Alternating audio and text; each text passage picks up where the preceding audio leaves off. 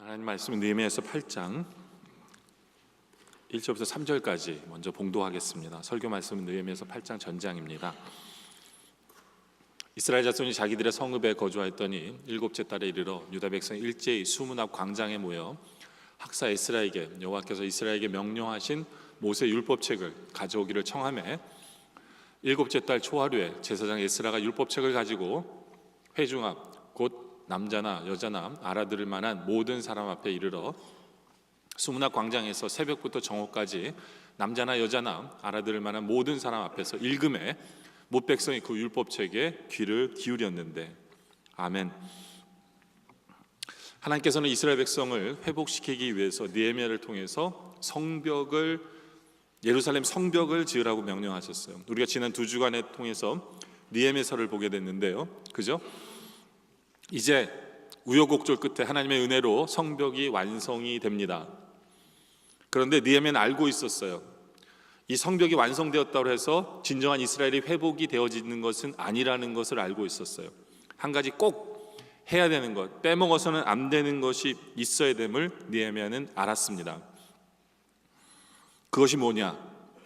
오늘 말씀 1절에 보면 느헤미야가 학사 에스라에게 여호와께서 이스라엘에게 명령하신 모세 율법책을 가져오길 청합니다. 학사 에스라를 통해서 하나님의 말씀이 선포되게 하는 것, 다시 말해서 말씀만이 진정한 이스라엘의 회복을 이룬다는 것을 느헤미야는 알고 있었어요. 그래서 에스라를 청하는 겁니다. 말씀대로 이스라엘 백성이 살게 하기 위해서. 느헤미야서를 이렇게 보면요, 느헤미야서 1장부터 7장까지는 성벽을 쌓는 것에 대한 얘기예요. 성벽을 쌓아요. 그래서 드디어 7장에 가서 52일 만에 기적적으로 성벽을 다 쌓습니다. 그럼 보통 성벽을 쌓으면 그 다음에 할 일은 뭐냐면 하나님께 성벽 봉헌식을 드려야 되겠죠. 예배를 드려야 되는데 예배를 바로 안 드려요. 보세요, 7장에서 성벽이 완성이 됐어요. 근데 성벽 봉헌식은 언제 하냐면 12장에 가서 드려요. 12장에 가서. 그럼 도대체 뭐가 빠졌길래 성전 봉헌식을 안 드린 것일까요? 바로 말씀이 빠졌기 때문에. 이제는 성을 견고히 쌓았습니다. 이제는 내적으로 이스라엘 백성들이 변화되어야 되는 거예요. 내적으로 회복되는 것. 그것이 하나님의 뜻인 걸 느헤미야는 알았어요. 그래서 말씀을 선포합니다. 여러분들, 우리가 진정한 회복을 원하십니까? 말씀으로밖에는 진정한 회복이 이루어지지 않아요. 그래서 오늘은 그것에 대해서 우리가 한번 보려고 합니다. 말씀으로 진정한 회복을 이루기 위해서는 첫째로 무엇인가? 제대로 아멘이 고백이 있어야 합니다. 제대로 아멘이 고백이 있어야 한다. 그리스도인들 말 가운데 가장 많이 하는 말 중에 하나가 뭐냐면 아멘이에요. 오늘 기도 후에도 아멘 하셨죠? 그렇죠? 찬양하면서도 아멘 하신 분들도 있는데요, 우리는 이 아멘을 굉장히 많이 쓰는데 실제로 우리가 이 아멘을 잘 쓰고 있는지를 생각해 보셔야 돼요. 이 아멘의 뜻을 훼손하는 경우도 많아요. 어느 순복음교회 목사님이 권사님과 신방을 가는데 앞에 걸어가시던 목사님이 방귀를 뿡하고 뀌니까 뒤따라오던 권사님이 아멘 하더래요. 습관적이죠, 그렇죠? 어느 목사님이 강대상에서 저는 물 맑고 공기 좋은 공주 어느 마을에서 태어났습니다 그랬더니 어느 성도님이 아멘 하더래요. 그게 무슨 아멘 할 거리입니까? 아멘은 하나님의 말씀 앞에서 아멘 하는 거예요. 그렇죠? 우리는 아멘의 의미를 제대로 쓸 수 있어야 돼요. 아멘의 의미는 뭐냐면 그렇습니다, 동의합니다, 공감합니다, 진실로 그러합니다 라고 하나님의 말씀 앞에서 우리의 반응이 아멘입니다. 그리고 아멘은 그 안에 믿음을 포함하는 거고요, 그 아멘에는 하나님의 영광을 돌리고 싶은 마음이 포함되어져 있어요. 그래서 우리는 이 아멘에 대해서 좀 제대로 알기를 원합니다. 그래서 제대로 쓰는 성도들이 원하는데 도대체 그럼 이 아멘은 언제 쓰는 거냐? 우리는 하나님의 말씀이 믿어질 때, 첫째로 믿어질 때 믿음으로 아멘 할 수 있어야 합니다 라는 거죠. 요한계시록 22장 20절에 보면 이것들을 증언하시니가 이르시되 내가 진실로 속히 오리라 하시거늘 사람들이 뭐라고 그러세요? 아멘 주 예수 오시옵소서. 이게 뭐예요? 주님 오실 줄 믿습니다라는 표현이에요. 주님 오시기를 바랍니다. 어서 오소서. 말씀이 선포된 것을 이루어질 줄을 제가 믿습니다라는 그 표현이 아멘이에요. 로마서 15장 33절에도 보면 평강의 하나님께서 너희 모든 사람과 함께 계실지어다 라고 했을 때 아멘 성도들이 합니다. 무슨 뜻이에요? 주님이 함께 계신 줄을 제가 믿습니다. 계속해서 함께 해주세요. 함께 하심을 나타내 주세요라는 믿음의 표현이에요. 이 아멘은요, 이 아멘은 믿음의 표현일 뿐만 아니라 또 동시에 어떤 것이 표현되는 거냐면 고린도서 1장 20절에 보면 하나님의 약속은 얼마든지 그리스도 안에서 예가 되나니 그런즉 그로 말미암아 우리가 아멘하여 어떻게 한다고요? 하나님께 영광을 돌리게 되는 거예요. 이 아멘은요, 하나님의 영광과 직접적인 문제가 있어요. 연관이 돼 있어요. 아멘은 아무 때나 하는 게 아니에요. 아멘으로 하나님의 영광을 드러내는 거예요. 우리가 말씀의 믿음으로 아멘 했을 때 하나님이 그 아멘한 그 믿음의 능력을 베풀어 주심으로 말미암아 하나님이 영광 받으시는 거예요. 하나님의 능력으로 나타나서 우리는 믿음을 표현했는데, 우리는 아무런 힘이 없어서 믿음을 표현했는데 하나님께서는 그 믿음에 반응하셔서 능력을 나타내셔서 하나님이 영광 받으시는 것, 그것이 아멘의 모습이다라는 거죠. 여러분들, 아멘은 믿음의 표현이기 때문에 확실한 것은 그 아멘에는 능력이 따라온다라는 것을 우리는 분명히 기억하셔야 돼요. 웃지 못할 기적의 이야기가 하나 있습니다. 어느 권사님 댁에 하나님을 전혀 믿지 않는 며느리가 들어왔어요. 근데 교회를 아무리 가자 해도 며느리가 말을 안 들어요. 근데 그 집에는 문제가 하나 있었습니다. 아무리 해도 애가 들어서질 않아요. 그래서 한약방에도 가고 병원에도 가는데 애가 들어서지 않아요. 그래서 이제는 시어머님이 한 가지 제안했어요. 아가야, 우리 교회 가서 너 임신을 위해서 작정 기도를 하자. 그러니까 급하니까 며느리가 그래요, 이제부터 교회 다니면서 기도하겠습니다 해서 작정 기도를 합니다. 열심히 기도했어요.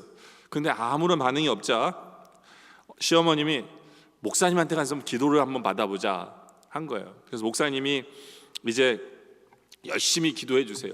임신하게 해달라고 열심히 기도합니다. 근데 며느리는 예수를 믿은 지 얼마 안 됐기 때문에 그냥 조용히 듣고 가만히 있는 거예요. 가만히. 그러니까 답답한 시어머니 옆에서 계속해서 대신해서 아멘, 아멘 막 이렇게 해준 거예요.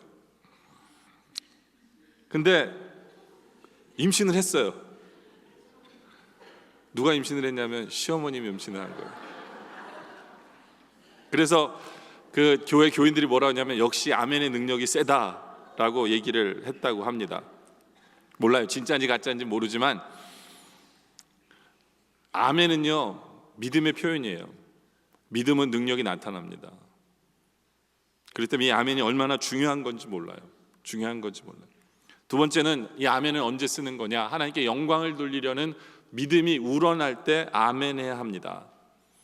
오늘 말씀에 느헤미야가 성벽을 다 완성하고 하나님께서 해놓으신 그 모든 역사를 바라보면서 에스라가 8장 6절에 이렇게 표현합니다. 에스라가 위대하신 하나님 여호와를 송축하매, 그렇죠? 송축하는 것은 하나님을 찬양하라, 하나님의 영광을 드러내라, 하나님을 높여라라는 고백입니다. 그랬을 때 모든 백성이 손을 들어 뭐라 하냐면 아멘, 아멘이라고 표현합니다. 무슨 뜻이에요? 우리 하나님이 이 모든 것을 해주셨기 때문에 하나님 영광 받으세요라는 표현이에요. 이 아멘은 하나님 찬양 받으셔야 마땅합니다라는 표현입니다. 다시 말해서 우리는 이 아멘은 언제 하는 것이냐? 하나님께 영광을 돌려 마땅하다라고 우리가 인정할 때, 그리고 내가 하나님께 영광을 돌리면서 살아야 된다라는 것을 인정할 때 우리는 드디어 아멘 하는 표현입니다. 다시 말해서 우리가 그런 마음이 없다면 우리는 하나님을 기만하는 것이다라고도 볼 수 있어요. 많은 목사님들이 이렇게 부흥 집회 하실 때 올라오시면서 할렐루야 하면 성도들이 뭐라 그래요? 아멘 하죠. 왜 아멘 하는 거예요? 여러분들 왜 아멘 하세요? 시키니까? 할렐루야가 뭐예요? 우리 하나님을 송축하라, 하나님을 찬양하라, praise the Lord라는 거거든요. 그러니까 여러분들에게 그런 마음이 있냐는 거예요. 우리 하나님 영광 받으시길 소원합니다. 내 소원이 그 소원이냐는 거예요. 그럴 때 우리는 아멘 하는 거예요. 그런 마음도 없이 습관적으로 아멘 하면 그건 잘못된 거죠. 하나님을 기만하는 거예요. 그렇죠? 시편 41편 13절에 보면 이스라엘의 하나님 여호와를 영원부터 영원까지 송축할지어다 했을 때 백성들이 아멘 아멘 합니다. 그렇죠? 시편 72편 19절에도 그 영화로운 이름을 영원히 찬송할지어다, 온 땅이 그의 영광이 충만할지어다 했을 때 백성들이 아멘 합니다. 뭐예요? 하나님 영광이 온 땅에 충만하게 소원합니다. 하나님 영광 흘러 받으소서. 나는 이 고백이에요. 이 고백이죠. 정말 우리 안에는 하나님 영광 홀로 받으소서, 하나님 영광 받으소서, 하나님 찬양 받으소서라는 이 소원이 우리 안에 있는지를 늘 점검해야 돼요. 우리 아멘 앞에서. 습관적이고 진정성이 없으면 그건 하나님이 기만하는 거니까. 우루과이 한 작은 성당에 주기도문에 관한 문구가 새겨져 있었어요. 뭐라 써 있냐면 하늘에 계신이라고 하지 말래요. 왜냐하면 당신은 세상 일에만 빠져 있기 때문에. 우리라고 기도하지 말래요. 당신은 자기 혼자만 위에서 살아가고 있기 때문에. 아버지라고 부르지 말래요. 그분의 아들 딸로 살아가지도 않으니까. 아버지의 이름을 거룩히 여김을 받으시오며 하지 말래요. 왜냐하면 자기 이름 빛내려고 안간힘을 쓰기 때문에. 일용할 양식 주시며라고 기도하지 말래요. 왜냐하면 우리는 온갖 욕심을 다 부리고 살고 있기 때문에. 아버지의 나라가 임하소서라고 기도하지 말랍니다. 왜냐하면 물질 만능의 나라를 기대하고 있기 때문에. 아버지의 뜻대로 이루어지게 하소서라고 기도하지 말래요. 왜냐하면 자기 뜻대로 이루어지는 걸 원하니까. 영광의 아버지께 영원히 있습니다라고 기도하지 말라고 합니다. 왜냐하면 하나님의 영광이 아니라 내 영광만을 구하고 있기 때문에. 아멘이라고 하지 말래요. 왜냐하면 진정성이 없는데 믿지도 않으면서 무는 아멘이라고 합냐니까요. 여러분들, 우리가 하는 주기도문도 우리 스스로가 돌아봐야 돼요. 우리는 정말로 하나님의 영광을 위해서 우리는 살아가고 있습니까? 하나님의 영광 받으시기를 소원하고 있으십니까? 우리가 한번 생각해 봐야 돼요. 여러분들, 우리의 목적이 뭐예요? 우리가 태어난 이유가 뭐예요? 우리는 살아있는 이유가 뭡니까?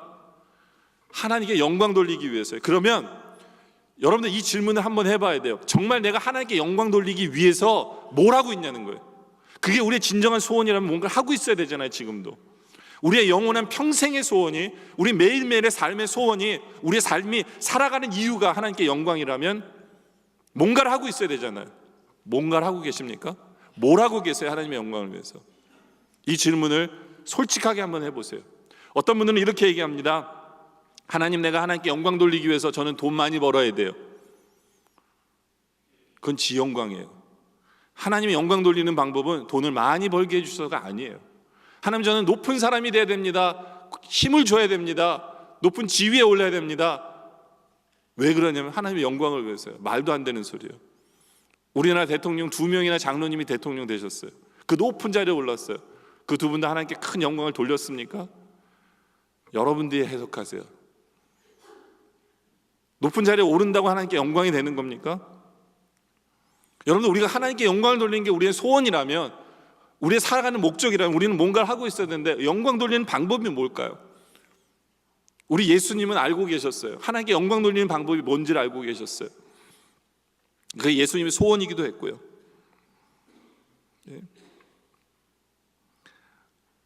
요한복음 12장 28절에 보면요, 다음 절입니다. 아버지의 이름을 영광스럽게 하옵소서 하시니 이 하늘에서 소리가 나서 이르되 내가 이미 영광스럽게 하였고 또다시 영광스럽게 하리라. 예수님의 기도가 그래요. 하나님께 영광 돌리고 싶습니다. 그래서 하나님 뭐라고 하셨냐면 너는 이미 영광 돌렸어. 그리고 영광이 기다리고 있어 라고 얘기해요.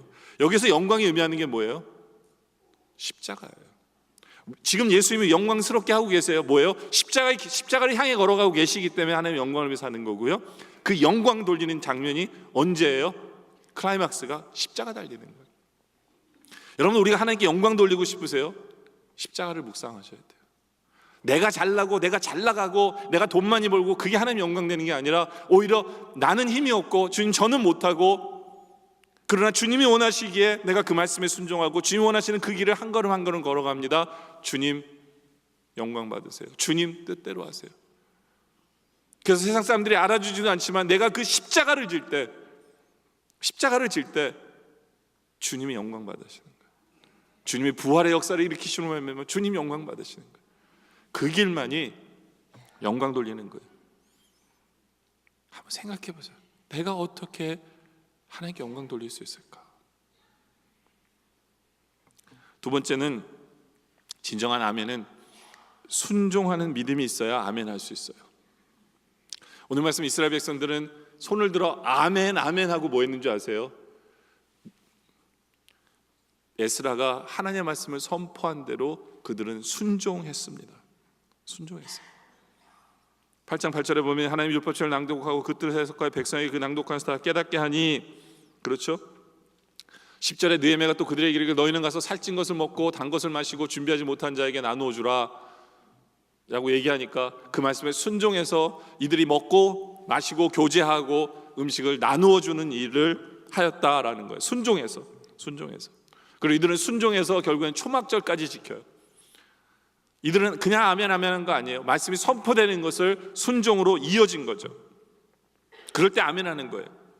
신명기서 27장 16절에 보면 그의 부모를 경홀히 여기는 자는 저주를 받을 것이다 라고 말씀합니다. 그러면서 하나님이 그러세요. 모든 백성은 아멘할지어다.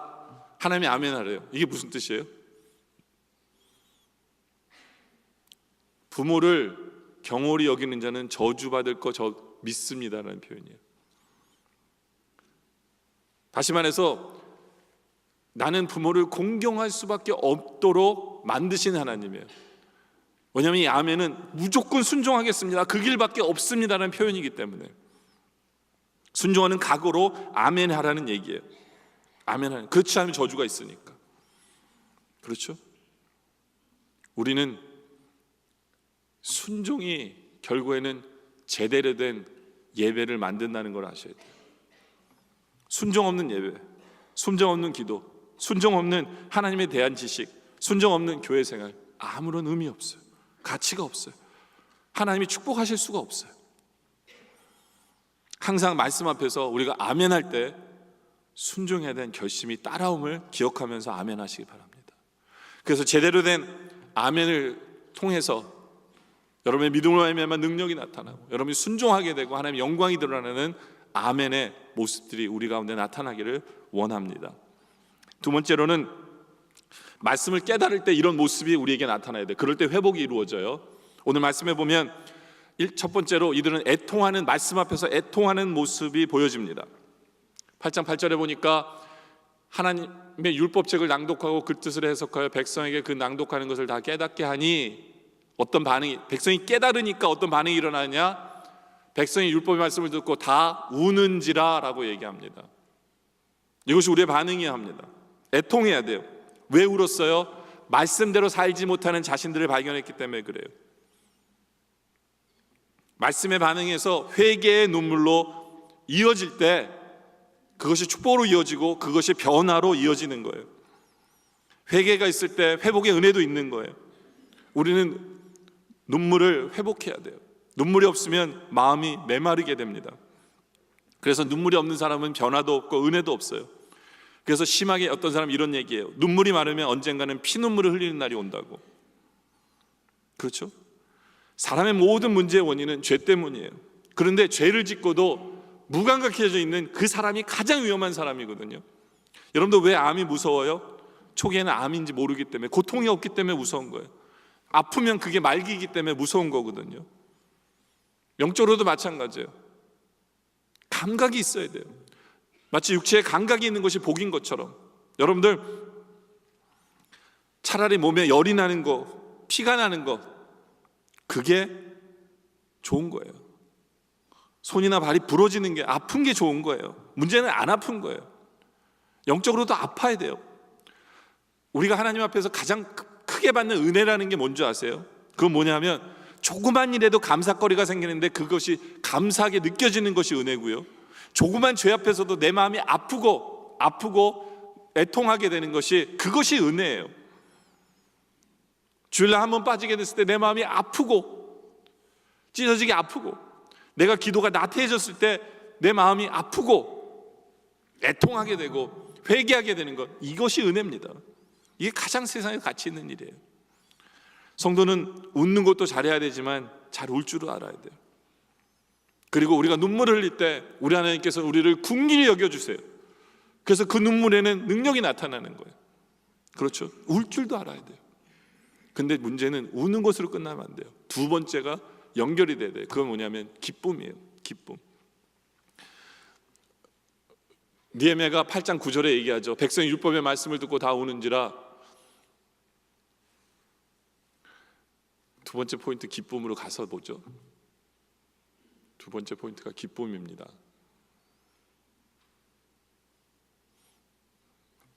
컴퓨터가 프리즈가 됐습니까? 계속 가죠. 하여튼 두 번째 포인트는 기쁨인데요. 기쁨으로 이어져야 되는데 9절의 말씀을 보면 느헤미야가 얘기해요.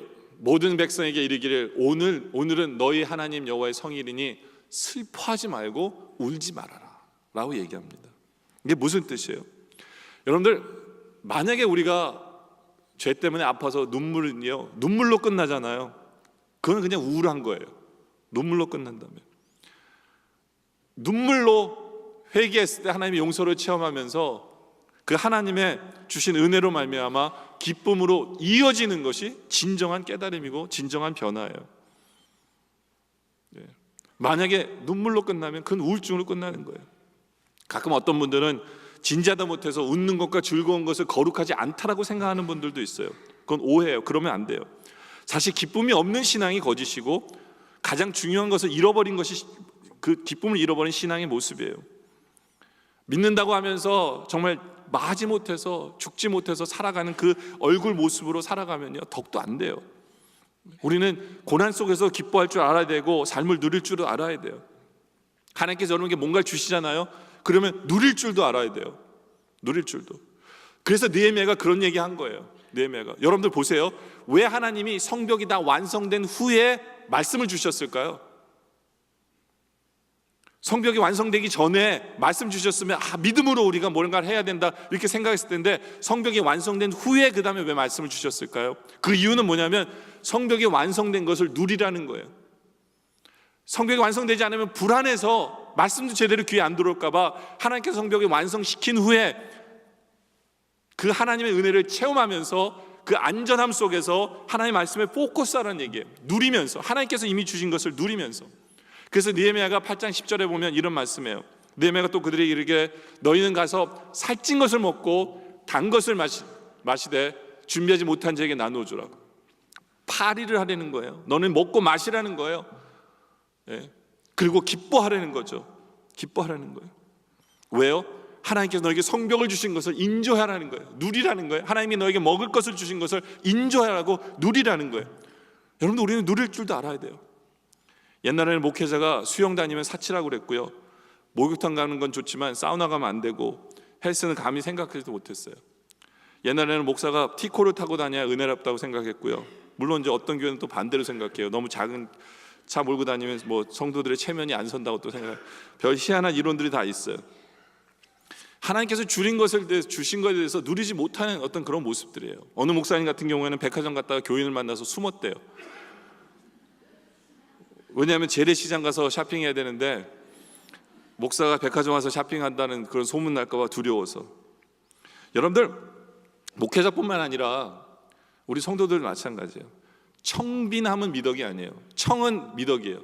깨끗함은 미덕이에요. 그런데 가난한 것 자체가 미덕은 아니에요. 그렇지 않아요? 억지로 가난할 필요 없어요. 억지로. 여러분들이 그냥 아껴 쓴다고 그래서 그냥 나는 한 달에 우리 식구는 전체가 100불로 그냥 무조건 살아야 돼 하면서 남에게 베풀지도 않고 남에게 대접도 안 하고요. 그냥 그렇게 산다고 그래서 누가 여러분들 하나님이 칭찬하실까요? 그렇지 않아요. 여러분들이 하나님께 여러분에게 주신 것만 가지고 누릴 필요도 있어요. 그것이 잘못된 건 아니에요. 우리 하나님 누림의 축복도 중요시 여기세요. 얼굴은 그냥 우울하고 귀신 같은 얼굴로 그냥 울상하고 수심에 가득 차가지고 그러면서 그게 거룩한 척 한다고 그게 되는 게 아니에요. 하나님 우리에게 주신 것을 가지고 누리고 먹고 마실 수도 있어야 되고요. 교제하면서 기쁨을 누리면서 즐겁게 사는 것, 그래야 믿지 않는 사람들이 바라보면서 예수를 믿고 싶어지기도 해요. 그렇잖아요. 여러분들, 교리 문답할 때 우리가 첫 번째 질문이 뭐예요? 사람이 제일 되는 목적이 뭡니까? 사람이 제일 되는 목적은 뭐예요? 하나님을 영화롭게 하고요, 영원토록 그를 즐거워하는 거예요. 주님 안에서 우리가 즐거워하는 거예요. 기뻐하는 거예요. 그것이 말씀 앞에서의 반응이어야 합니다. 세 번째는 순종이에요. 순종. 12절에 보면 모든 백성이 곧 가서 먹고 마시고 나누어 주고 크게 즐거워하니. 왜요? 말씀을 그렇게 하셨으니까 순종하는 거예요. 근데 순종만이 그걸로 끝나는 게 아니에요. 17절에 보니까 이들은 초막절을 지켜요. 사로잡혔다가 돌아온 회중이 다 초막을 짓고 그 안에서 거하니 눈의 아들 여호수아 때로부터 그날까지 이스라엘 자손이 이같이 행한 일이 없었어요. 얼마나 말씀대로 과거의 사람들이 안 살았으면 초막절도 제대로 못 지켰어요. 근데 이때는 제대로 지켰어요. 왜요? 말씀 선포했고 아멘했고 이들은 순종했어요. 말씀 앞에서 이들은 제대로 순종했기 때문에 드디어 이들은 말씀에 순종하는 그 모습을 보이는 거죠. 여러분들, 우리가 말씀 앞에서 눈물을 흘리고 기뻐하는 것으로 끝나잖아요. 네? 그거는 아무것도 아니에요. 정말로. 아무리 여러분들 눈물을 쏟아도 순종이 없으면요, 그것은 감정풀이밖에 안 돼요. 여러분들이 아무리 말씀 앞에서 기뻐하더라도요, 순종이 없으면 그건 여러분들 교제와 쾌락밖에 안 되는 거예요. 제일 중요한 것은 말씀 앞에서 순종으로 이어지는 거예요. 어떤 분은 말씀 받을 때 깔깔 웃으면서 그래요. 속이 후련해졌다고. 근데 순종 하나도 안 해요. 그건 아무것도 아니에요. 능력으로 이어져야 돼요. 순종하면서. 어떤 분은 아멘 소리는 큽니다. 근데 행동으로 반응하는 아멘 소리가 없어요. 그건 아무것도 아니에요. 여러분들, 사람이 변화가 없는 이유가 뭔지 아세요? 말씀 받아서 순종을 안 하기 때문에 그래요. 실천이 없기 때문에 그래요. 교회에 성도는 많은데 왜 세상이 안 변해요? 성도들이 말씀대로 살지 않기 때문에 그런 거죠. 왜 한 사람의 믿음이 한 가정을 바꾸지 못합니까? 순종이 없기 때문에 그래요.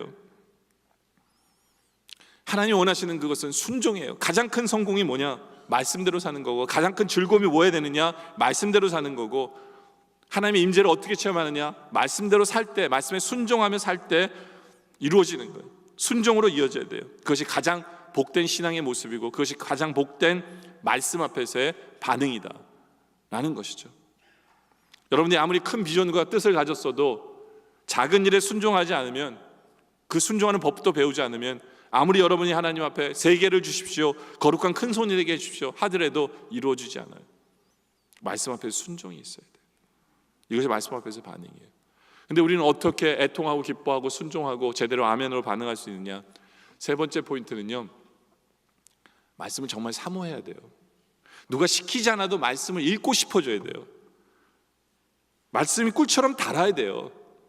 이스라엘 백성들이 그랬어요. 느헤미야서 8장 3절에 보니까 수문학 광장에서 새벽부터 정오까지, 만약에 새벽이 6시라고 얘기한다면 6시부터 12시까지 이들은 뭐 했느냐? 남자나 여자나 알아들을 만한 모든 사람 앞에서 읽음에 뭇백성이 그 율법책에 귀를 기릅니다. 장작 6시간 동안 이들은 하나님의 말씀을 듣고 있었어요. 근데 여러분들이 아셔야 되는 게 뭐냐면, 이 당시 하나님의 말씀은 히브리어예요. 그런데 굉장히 많은 사람들은 히브리어를 모릅니다. 왜요? 70년간 바벨론으로 포로 잡혀갔다가 돌아온 사람들이기 때문에 그 당시의 공용어인 아람어밖에 몰라요. 여러분 생각해 보세요. 우리 자녀들이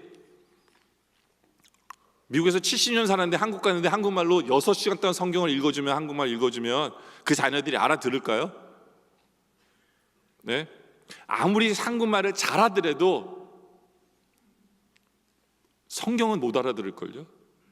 그걸 읽으면. 그렇지 않아요? 근데 6시간 동안, 물론 이제 6시간 동안 옆에 있는 레위인들이 그걸 듣고 아람어로 또 통역도 해줘요. 근데 우리 아시잖아요. 연합 예배 때 되게 힘들어 하시잖아요, 여러분들. 반은 알아듣고 반은 못 알아듣는 그게. 근데 6시간 동안 이들은 듣고 있었어요. 왜요? 말씀을 사모하기 때문에. 저는 여러분들에게 언젠가 제가 설교를 6시간 할 때 여러분들 들어야 합니다 이런 얘기하는 거 아니에요. 저도 안 있을 거예요. 저도 6시간 동안 할 체력도 없어요. 저도 원하지 않아요. 제가 여러분들에게 묻고 싶은 것은 사모함이 있냐는 거예요. 사모함이. 말씀이 귀하게 여겨지세요. 여러분들 왜 그 당시의 사람들은 6시간 동안 들을 수밖에 없었을까요? 들으면서도 기뻤을까요? 그 이유는 집에 성경이 없기 때문에 그래요. 지금 안 들으면 누군가가 들려줄 사람이 아무도 없는 거예요. 이들은 절기 때만 모일 때마다 말씀을 듣게 되기 때문에 집에 성경이 없어요. 읽고 싶어도 잘 몰라요. 히브리 말로 되어 있어요. 누군가가 번역을 해줘야 돼요. 그러니까 그 6시간이 너무나 사모하고 기대가 되는 거예요. 근데 우리는 집에 성경이 있어요. 이게 문제가 돼서는 안 되죠. 우리는 그 은혜를 입었기 때문에 우리는 감사해야 돼요. 여러분들 왜 구약의 백성들이 그렇게 변화가 없었는지 아세요? 구약의 백성들이 왜 신앙생활을 그렇게 하기 힘들었는지 아세요? 그 이유는 말씀을 대하기 힘들었기 때문에 그래요. 그러나 이제는 우리는 늘 말씀을 대할 수 있잖아요. 그렇죠? 하나님께서 우리에게 그 은혜를 주셨는데 우리는 왜 말씀을 사모하지 않느냐는 거죠. 왜 그것을 귀하게 여기지 않느냐는 거죠. 여러분들은 오늘 이 교회에 오실 때 무슨 생각으로 오셨습니까? 네. 오늘 제 설교가 좀 길거든요. 그럼 속으로 재수없어 이렇게 생각하는 분 있으세요? 근데 설교가 짧고 재밌으면 신나세요? 아니면 여러분들 혹시 오늘 점심 메뉴는 뭘까 궁금해서 오신 분 있으세요? 네? 여러분들 왜 이 자리에 와서 오세요? 예배를 드리면서 어떤 마음으로 오십니까? 하나님께서 나에게 무슨 말씀을 주실까? 이 사모함으로 오셨습니까? 바로 그 마음으로 오셔야 돼요. 그 마음으로. 그럴 때 하나님이 여러분의 마음을 타치하세요. 그럴 때 거기에 애통함이 있고 기쁨이 있고 순종의 마음이 생기는 거예요. 그리고 말씀을 사모할 때 여러분이 성공할 수밖에, 실패하지 않아요. 예배가 실패하지 않아요. 그리고 한 주간의 삶이 실패하지가 않아요. 네? 문제는 뭐냐면 말씀이 없어서요. 아모스 8장 11절에 이런 말씀이 있어요. 주여와 말씀이니라 보라 날이 이를지라 내가 기근을 땅에 보내리니 양식이 없어 주림이 아니고 뭐예요? 물이 없어 가람이 아니고 여호와의 말씀을 듣지 못하는 기갈이라는 거예요. 수없이 많은 목사님들이 설교를 하고 말씀을 전하지만 아직도 수많은 성도들에게는 말씀의 기갈이 넘쳐나요. 왜요? 사모함이 없어요. 사모함이 없는 거예요. 사모함이 없어요. 시편 119편 131절에 시편 기자 뭐라고 얘기하세요? 내가 주의 계명을 사모함으로 내가 입을 열고 뭐 했다고요? 아까 그렇게 인사했죠. 주의 계명이 뭐예요? 주의 말씀 때문에 내가 배고파서 헐떡여야 돼요. 여러분들 하루 3끼 중에 한 끼만 굶어도 어지럽지 않으세요? 어지럽지 않으세요? 저는 옛날에 말랐을 때는 어지러웠어요, 솔직히. 근데 요즘 살이 붙으니까요 어지럽진 않아요. 근데 짜증은 나더라고요. 한 끼 굶으니까. 여러분들 하나님의 말씀 생명의 떡을 먹지 않으면 배고파져야 돼요. 헐떡여져야 돼요. 헐떡여져야 돼요. 무디 목사님이 처음에는 굉장히 신비적으로 나갔어요. 구두 수송공이었는데 은혜 받고 막 산에 가서 기도하고 부흥 강사에게 막 안수받고 막 이러면서 자기 신앙을 지키려고 했는데 문제는 며칠 있으면 다시 원래대로 돌아가는 거예요. 그래서 나의 문제가 뭘까 하는데 성경을 읽다가 로마서 10장 17절을 봐요. 그러므로 믿음은 들음에서 나며 들음은 그리스도의 말씀으로 말미암아. 여기서 깨달은 거예요. 말씀을 읽어야 되는구나. 그래서 말씀을 읽기 시작합니다. 무디 목사님이. 그러면서 그의 삶이 변화되고 나중에는 위대한 그 당시의 선교사라는 선지자라는 소리를 들을 정도로 변화되는 거예요. 하나님의 말씀이요. 하나님의 말씀이 사모하고 내 귀에 들려져야 돼요. 네. 그런데 여러분들이 아셔야 되는 게 뭐냐면 왜 하나님의 말씀이 사모해지게 될까요? 무슨 말인지 이해되세요? 제가 한 가지 물어볼게요. 여러분들 왜 하나님의 말씀을 읽으세요? 성경이 뭐라고 얘기하는지 듣고 싶어서 읽으세요? 왜 하나님의 말씀을 읽으세요? 이유가 뭐예요? 하나님의 음성을 듣고 싶어서 읽으셔야 돼요. 여러분들이 성경 박사가 되고 싶어서 읽는 거 아니에요. 여러분들은 하나님의 음성을 듣고 싶어서 성경을 읽어야 돼요. 그러면 그 마음으로 성경을 대해야 되잖아요. 근데 많은 분들은요 그냥 성경을 주구장창 읽기만 해요. 거기서 하나님이 나에게 주시는 음성에 대한 어떤 사모함이나 이런 게 아니라 내가 숙제하듯이 그냥 읽는 거예요. 그냥 읽는 거예요. 그리고 제가 여러분에게 묵상을 하십시오 이렇게 얘기하잖아요. 그러면 마치 문제를 풀듯이 묵상해요. 그러니까 큐티집 하나 이렇게 갖고 이렇게 딱 하면 마치 정답을 찾는 것처럼 읽고는 하나님 이런 얘기 하셨어. 마치 정답 쓰듯이. 그리고 다 했대요. 그 다 한 거 맞아요? 제일 중요한 질문은 뭐냐면 오케이 하나님 뭐라고 하셨어요? 얘기할 수 있어야 돼요. 여러분들은 전 여러분들이 제 설교 지금 굉장히 오랫동안 듣고 있어요. 오늘도 이제 막 45분에 대한 설교를 들으실 텐데, 설교가 다 끝나고 여러분들 가시면서 제가 여러분들에게 이렇게 물을 거예요. 그래서 하나님 뭐라 그러셨어요? 대답할 게 있으셔야 돼요. 저는 설교 내용을 듣고 싶은 게 아니에요. 여러분들에게, 여러분들이 적어도 한 가지만은 하나님이 저에게 이 말씀 해주셨어요. 이게 중요한 거예요. 설교 1, 2, 3 포인트를 여러분에게 저에게 암만 하셔봤자, 제가 여러분 언제 저보러 공부하라고 그러셨어요? 여러분들한테 공부가 아니에요. 하나님의 음성을 듣고 가느냐예요. 내가 성경을 읽을 때 하나님의 음성이 들려지느냐예요. 근데 우리는 마치 정답 찾듯이 찾아요.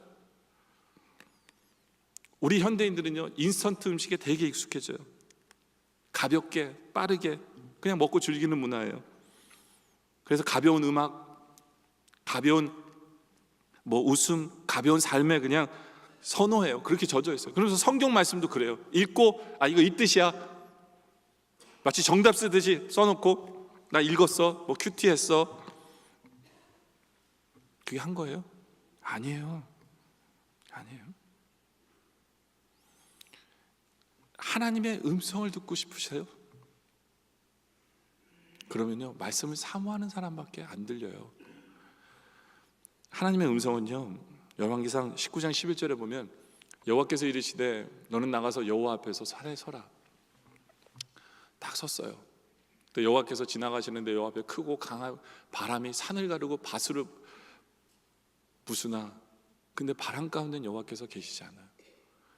얼마나 시끄럽겠어요. 막 바람이 불면서 돌멩이를 깨뜨리고 난리가 난 거예요. 근데 하나님 계시지 않았대요. 그리고 지진 가운데서도 여호와께서 계시지 않은 거예요. 땅이 흔들리는데 주님이 없었어요. 또 지진 후에 불이 막 불 붙어서 난리가 나요. 산불이 나는데 하나님 계시지 않아요. 근데 어떻게 돼요? 불 후에 세미한 소리가 있었어요. 세미한 소리. 하나님의 소리는요, 세미한 소리입니다. 세미한 소리예요. 그러니까 우리가 귀를 기울여만 들려요, 소리가. 여러분들, 제가 주일날 이렇게 설교했을 때 나 오늘 하나님 말씀 받아서 이렇게 하고 싶으세요? 그런 음성을 듣고 싶으세요? 그러면 오늘만 잘 들어서는 안 돼요. 죄송하게도 오늘만 졸지 않고 오늘만 설교 잘 듣는다고 해서 하나님 음성이 들려지는 게 아니에요. 왜냐하면 여러분들은 확신이 없어요. 이게 하나님의 음성인지 아닌지 확신이 없어요. 그 확신을 얻기 위해서는 주중에도 말씀을 읽고 있어야 돼요. 그리고 주중에 읽는 말씀이 그것으로 끝나는 게 아니라 주중에 읽은 말씀을 여러분들이 이미 묵상이 되고 고민이 되고 정말 온통 그 생각으로 가득 차서 이 자리에 와 있어야만 해요. 내가 주중에 읽었던 그 말씀들이 하나님 이게 무슨 뜻입니까? 주님 이게 나에게 원하시는 말씀입니까? 이런 고민과 묵상을 통해서, 주일날 말씀 통해서 같은 고민이 딱 선포될 때, 그리고 그 고민에 대해서 말씀을 통해서 답이 딱 들려질 때, 그때 우리는 확신하게 되는 거예요.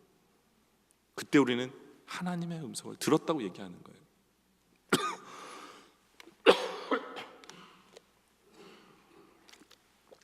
죄송합니다. 제가 사탕을 아까 2개 물었는데 사탕이 제 입에서 다 녹아가지고, 사탕이 끝나자마자, 아까 사탕 깨무는 소리 들으셨죠? 끝나자마자 다시 기침이 시작됐어요.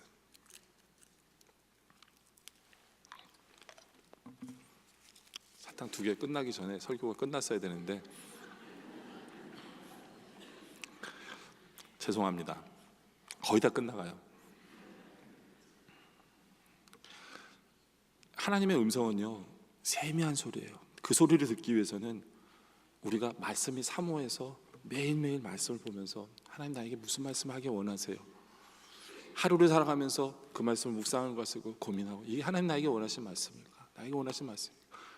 그러면서 수요 예배도 그러며, 평일날 말씀 보고 주일날 말씀 들을 때, 우리 하나님은 기가 막힌 게 뭐냐면요, 하나님은 우리에게 들려주고 싶은 말씀은 한 번만 하시지 않는 분이시라는 거예요. 그래서 우리는 확신하게 돼요. 또 얘기하시고 성경 다른 구절을 보는데 같은 메시지를 우리에게 주실 때 우리는 내가 하나님의 음성을 들었다고 얘기하는 거예요. 그렇기 때문에 하나님의 음성을 듣기 위해서는 말씀을 사모하지 않으면 안 돼요. 그 세미한 소리를 들으려면 우리는 사모한 사람밖에 듣지 못해요.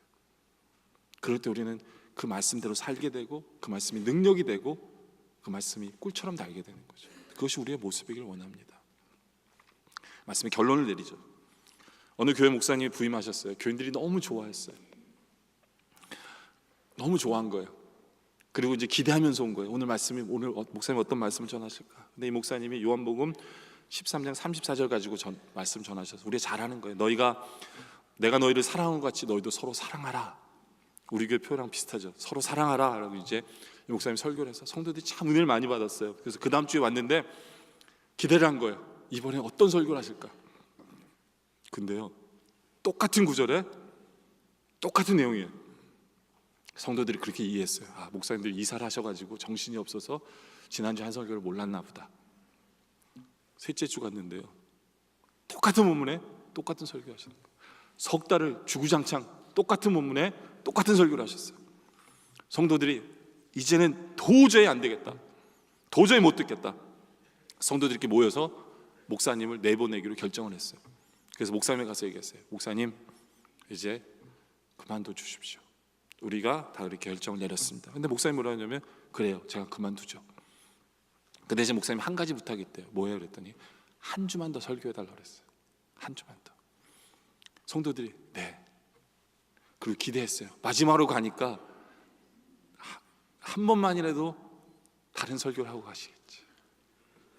근데 똑같은 설교였어요. 요한복음 13장 34절. 내가 너희를 사랑하지 너희도 사랑하라. 근데요, 마지막 설교를 하는데 성도들이 변화되기 시작한 거예요. 성도들 마음속에 그런 생각이 드는 거예요. 목사님이 오죽하면 떠나는 날까지 저 설교를 하실까? 네. 우리가 얼마나 사랑하지 않으면, 우리가 얼마나 서로 사랑하지 않으면, 그러니까 저렇게 똑같은 설교를 하시는 저 목사님은 얼마나 힘들까? 깨달음이 온 거예요. 사랑하지 못한 게 이제 마음속에 막 아파오는 거예요, 성도들이. 그래서 한 성도들이 울기 시작하는 거예요. 하나님 앞에 회개하기 시작하는 거예요. 사랑하지 못한 걸. 그리고 예배가 끝났어요. 그리고 목사님이 인사하면서 오늘 저는 떠납니다. 그랬을 때 교인들이 와서 목사님을 붙들었어요. 목사님, 우리가 잘못했습니다. 가시지 마세요. 우리가 서로 사랑할게요. 그리고 목사님이 다시 안 가게 됐어요. 그리고 그 다음 주일날 성도들은 또 설교하시겠지. 요한복음 14장 34절을 피고 왔어요. 근데 아니에요. 설교가 다른 설교였어요. 말라기서 3장 15절이었어요. 너희 11조를 늘 하나님의 창고를 풍성하게 하라. 성도들이 놀랐어요. 오늘 다른 말씀이네. 근데 교인들이 그 다음 주에 11조 했을까요? 안 했을까요? 다 했어요. 왜냐하면 안 그러면 1년 내내 11조 설교 들어야 되니까 11조를 한 거예요. 그 다음 주에는 목사님이 전도하라는 설교를 했는데 전도했을까 안 했을까요? 다 했어요. 그 다음에 기도하라는 설교를 했는데 다 기도 열심히 하기 시작했어요. 교인들이 11조 열심히 하고 열심히 전도하니까 교회가 넉넉해져서 더 많이 선교하고 더 많이 구제하고 더 많이 사랑하게 되고 교회가 부흥한 거예요. 교회가 부흥하게 됐어요. 여러분들, 말씀은요, 순종해야 돼요. 그럴 때 능력이 나타나요. 제가 이 얘기 들으면서 나도 이럴까.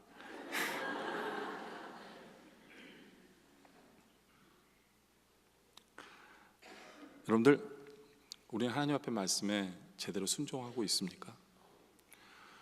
우리는 말씀 앞에서 어떤 반응을 보이세요? 우리 성도들은 이래저래 아멘 잘 안 해요. 근데 제가 이 설교해가지고 아멘 더 안 하겠구나 할 수도 있어요. 근데 진실된 아멘이 하나님 앞에서 있기를 간절히 소원합니다. 말씀을 제대로 믿는 믿음, 하나님 영광 돌리기를 소원합니다. 하나님 순종하겠습니다. 주님 도와주세요. 그런 간절함이 우리의 아멘 안에 있기를 원합니다. 그리고 말씀 앞에서 제대로 된 애통과 죄 때문에 아파지고, 그러나 용서해 주시고 말씀 주시는 주님 때문에 기뻐하고 순종함으로 능력으로 나타나는 그런 우리의 모습. 근데 이 모든 것이 주의 말씀을 사모하기 때문에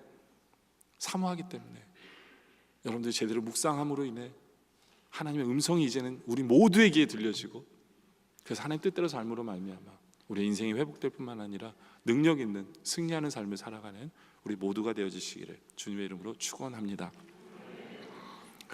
기도드리겠습니다.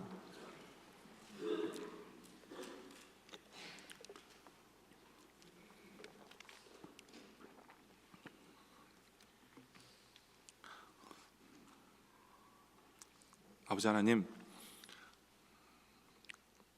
구약 시대에는 하나님의 말씀이 집에 있지도 않고 읽을 수도 없고 누군가가 들려주지 않으면 들을 수도 없는 그런 상황 속에서 하나님 말씀이 그렇게 귀하고 사모했는데 우리는 너무나도 하나님의 말씀을 외면하고 가볍게 여기고 귀하게 여기지도 않고 사모하지도 않았던 우리의 모습을 회개합니다. 우리가 언제든지 읽고 싶을 때 말씀이 있는 그 은혜를 보게 하여 주시고 그 말씀을 깊이 묵상하고 고민하고 하나님의 음성을 듣기를 소원함으로 말미암아 우리가 하나님의 음성을 듣는 그 세미한 소리를 들을 수 있는 우리의 영성 되게 하여 주시옵소서. 그리고 진심으로 말씀 앞에서 믿음으로 고백하게 아멘하게 하시고 하나님의 영광을 기대하며 하나님 영광 받으시기를 소원하며 아멘하게 하시며 순종하기로 결단하면서 아멘함으로 말미암아 그 아멘의 능력이 있게 하여 주시옵소서. 말씀 앞에서 애통하게 하시고 기뻐하게 하시고 순종함으로 하나님의 말씀이 역시 능력의 말씀임을 간증하고 고백하며 하나님 말씀이 꿀처럼 달게 해 주시고 생명의 말씀이 이곳에 있는데 내가 어디에 가리이까라는 고백이 우리 안에 넘쳐나게 하여 주시옵소서. 말씀 주시면 감사드리며 예수님의 이름으로 기도드립니다.